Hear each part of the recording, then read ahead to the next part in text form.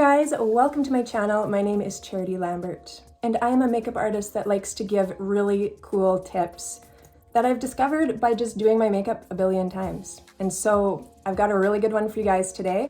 This one is next level. This is not one I've come across before, and you're going to want to know how to do it because you probably already have the product, especially if you got in on the sale that LimeLife had with the color powders involved.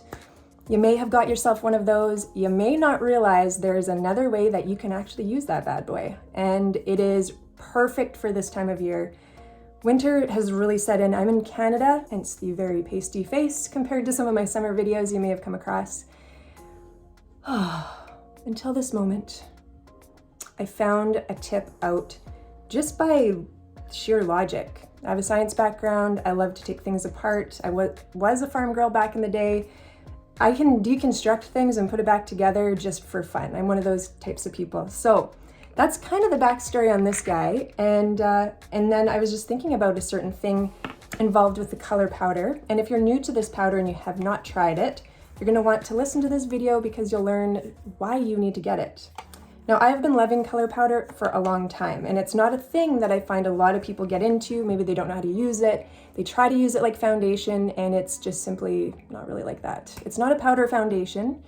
It is a color powder. So it does do things like, and I'm gonna show you actually what it looks like. It is almost gone in my palette, but it's right here. I have the number 2 Nude color. It will really blur things on your face. It will give you a smooth look. It gives you a little bit more than powder, but not as much as foundation. So it is a perfect powder for a certain amount of people. Then there's people that know above and beyond just the same old using of the powder, and they might be this person here and many other makeup artists out there, that you can use color powders for different things. You can use them for some gentle contouring, some bronzing, and they work beautifully as long as you actually get to know it and you have the right color. That's really important because there is something special that happens to these powders when they come into contact with foundation, and that is they oxidize. So they will shift color, they will absorb the oil, and it will shift the shade a little bit darker. Now, if you use it just on your bare face, it's totally fine, but this is just something that happens with the foundation. And when I think about that particular thing, that's where this next tip comes from. So I bet you didn't know that your color powder could also double as a matte bronzer. And not just a matte bronzer that has glow built into it. And you're like, okay, I can see the bronzer thing. The glow, I'm not sure, right? Okay, so this is where this comes into play. So you have your color, it is designed for your face. Hopefully you've got color matched properly, and if you don't have someone to color match you in your life, you should get in touch with me and I would be happy to do that. As long as you are a client of mine. That's, goes without saying. So I'm just gonna pull it out of the palette here just so you guys can see me do this special trick with it. So when you have it in your shade, it will be matching your skin. The thing is, if you mix it with a tiny little bit of oil, and so I'm gonna say jojoba oil would be a great option because I used to love to use my One Drop Wonder for all my makeup applications and telling you about all kinds of fun stuff, but I realized that there's budgets out there that just might not be able to handle using it so often. And so that's where I thought, well, what would be a great compromise that would really help people that they could use it and it works for all kinds of tips. And jojoba oil came up when I, did all my reasoning and rationale and all the things. It's very much like your own skin sebum. It is actually a liquid wax. So to me, I was like, this is the perfect makeup mixing medium. So that is what I'm gonna use today. I have a little bottle of it. And on my palette, I'm gonna mix a little bit of this powder, okay? So you're gonna watch magic happen. You will see this happen before your eyes and you'll be surprised. At least I hope so. I'm also gonna patch in a video so you can watch from down below. Okay. So I'm gonna take a little bit of this powder and I'm going to scrape it with this little spatula. This is like it's a makeup spatula. If you don't have one, you need to get one in your life. They're not expensive. And when it comes to makeup, you will use it on the journey if you stick around with me. You're gonna use it, it's gonna come back. I have lots of things planned, so make sure you guys get your hands on one.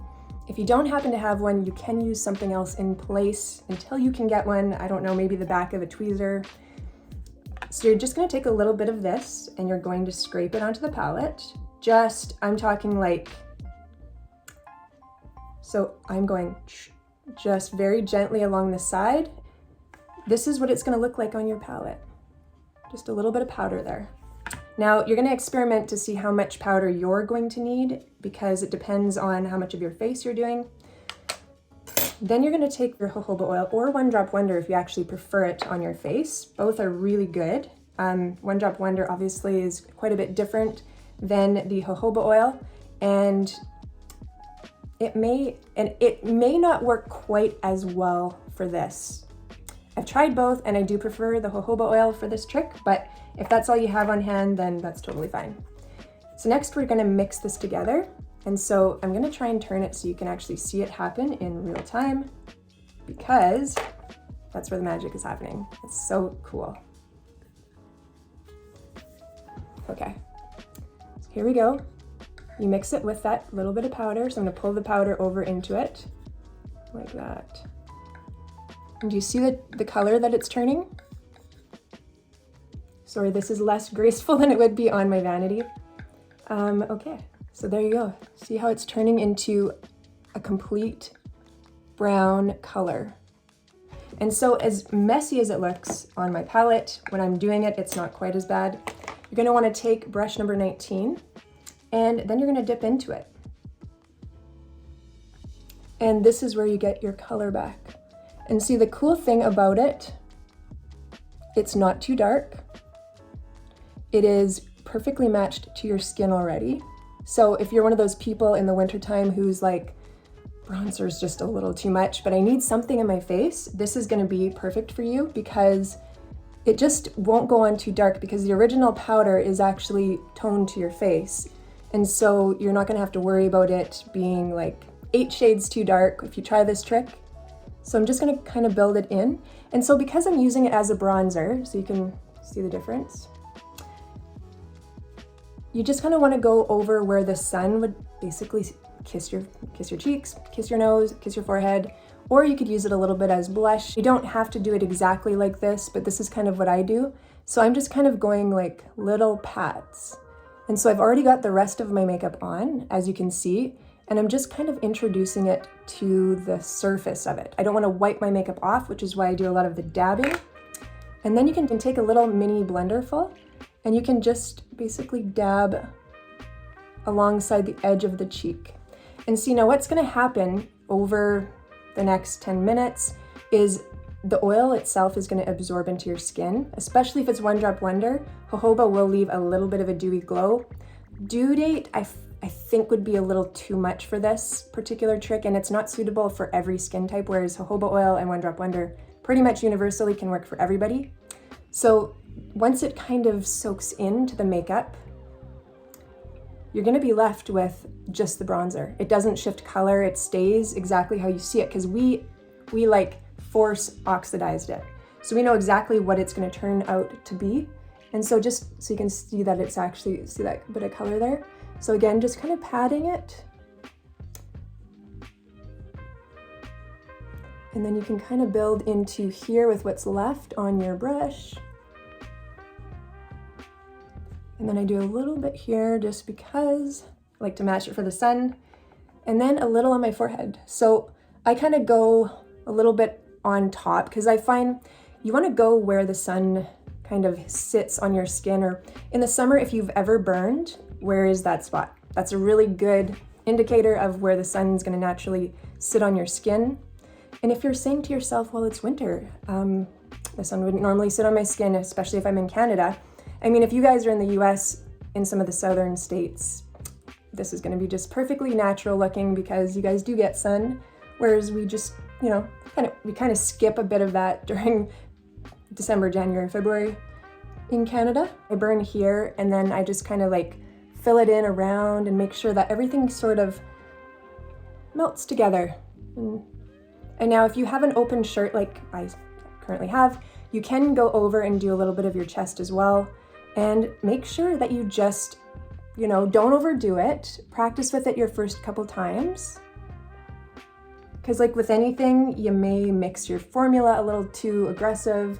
I always say when you're learning a new trick, just do it when you don't really care if it's gonna turn out, because sometimes you try things for the first time and you're like, ooh. I just have such a good time dabbing my face. Like, I need to like move on to the next thing. Okay, so once you've done that, you don't necessarily need to set it. If you have oily skin and you really want to, you can use powder on top of it. Or if you want to just like keep that nice dewy kind of bronzed glow, you can just spray your face with the Oil Strike makeup finish and it will kind of like seal it in its place and it will stay there until it absorbs. Like you go outside too much and the sun and the winter air just like zaps you, it may go, but nobody's walking around in Canada, especially like a day like today, with their face just like, out. So I'm not worried about that. For those of you that like a little bit of blush added in, you can tap that over top. And so what I would suggest is using a different brush than this guy, just because we did saturate it already. So some people might find it difficult to put oil products on top of their blush. If that ever happens though, you can always scrape it off. It's not a big deal. I do it all the time, but I know there's some people that are very like, about everything. So just go in there and sorry, this is actually a summer color. So I kind of mix the two. I dab a little bit on my hand, always in the winter when I'm scared I might do too much blush. And then I just kind of go around.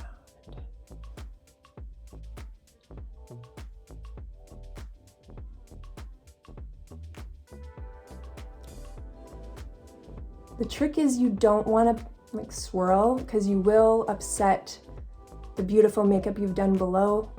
And if for some reason you just went overboard and you're like, just jammed that brush on your face and you left a big donkey fart on your cheek, I'm gonna edit that out.